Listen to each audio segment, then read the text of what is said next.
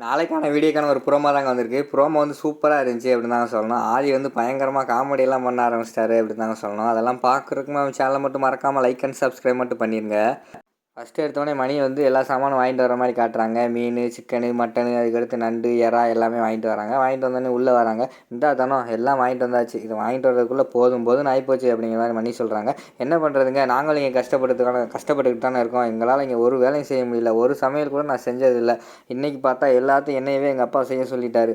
அது மட்டும் இல்லாமல் நாங்கள் ஒரு பிளான் போட்டோம், எப்படியா டிஃபன் கரியரில் போய் பாதி சாமானை வெளியில் கடையில் வாங்கிட்டு வந்துடலான்னு பார்த்தா எங்கள் அப்பா வெளியில் கம்போர்டு நின்றுக்கிட்டு இருக்காரு, என்னை அடிச்சிட்டாரு தெரியுமா அப்படிங்கிற மாதிரி சொல்லிகிட்டு இருக்காங்க.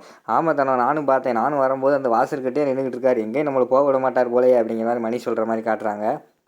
உடனே தானே வந்து கேட்காங்க, இப்போ என்ன தாங்க பண்ணுறது அப்படிங்கிற மாதிரி கேட்காங்க. அதான் அவங்க அப்பா சொல்லிட்டாரு, நம்ம சொன்னால் அவர் என்ன கேட்கவா போகிறாரு, சமைச்சு தான் ஆகணும், நானும் வேணா உங்களுக்கு ஹெல்ப் பண்ணுறேன், எல்லோரும் சமைங்க அப்படின்னு சொல்லிட்டு நம்ம மணியெல்லாம் காய்கறி எல்லாமே நறுக்கி கொடுக்குற மாதிரி காட்டுறாங்க. அங்கிட்டு பார்த்தா நம்ம ரத்னமும் ஆதி அங்கே சேரில் உட்காந்துக்கிட்டு என்ன என்ன பண்ணுறீங்க, அப்பா மகளும் அம்மாவும் இவ்வளோ நேரம் ஆகிக்கிட்டு இருக்கு, டக்குன்னு கொண்டு வாங்க அப்படிங்கிற மாதிரி சொல்லிகிட்டு இருக்காங்க. இங்கிட்டு பார்த்தா ஆதி வந்து அப்பா எனக்கு பசிக்குதுப்பா அப்படிங்கிற மாதிரி சொல்கிறாங்க. ஏய் டக்குன்னு கொண்டு வாங்க, என் மகனுக்கு பசிக்க ஆரம்பிச்சிருச்சு, உள்ளே என்ன பண்ணிக்கிட்டு இருக்கீங்க அப்படிங்கிற மாதிரி சொல்கிறாங்க.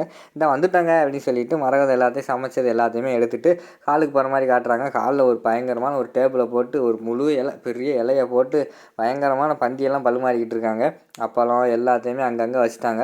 எல்லாத்தையுமே எடுத்து சாப்பிட்டுக்கிட்டு இருக்கு. நல்லா சாப்பிடுங்க மகனே, எப்படி இருக்குன்னு பாருங்கள் அப்படிங்கிற மாதிரி வந்து நம்ம ரத்னம் சொல்கிற மாதிரி காட்டிக்கிட்டு இருக்காங்க. ஆதி வந்து எல்லாத்தையும் எடுத்து அப்படியே ஒன்று ஒன்றா சாப்பிட்டுக்கிட்டு இருக்கிற மாதிரி காட்டுறாங்க. டக்குன்னு பார்த்தா பெரிய எல்லாம் பெரிய டேபிள் இல்லை, ஆதியால் சென்டரில் உட்காந்து எல்லா இடத்துல இருக்கிறதையும் எடுக்க முடியல. உடனே அப்பா அப்படிங்கிறாரு. உடனே ரத்னம் வந்து என்ன மகனே அப்படிங்கிற மாதிரி கேட்காங்க. அப்பா அந்த கடைசியில் இருக்குப்பா அப்படிங்கிற மாதிரி சொல்கிறாங்க. அப்பளத்தை அந்த கடைசியில் வச்சுட்டா, எடுத்து ஊட்டுடி என் மகனுக்கு அப்படிங்கிற மாதிரி வந்து ரத்னம் சொல்கிறாரு. மரகதம் வந்து கோவப்பட்டுக்கிட்டே அப்பளத்தை எடுத்து ஆதியோட வாயில் ஊட்டுற மாதிரி காட்டிக்கிட்டு இருக்காங்க.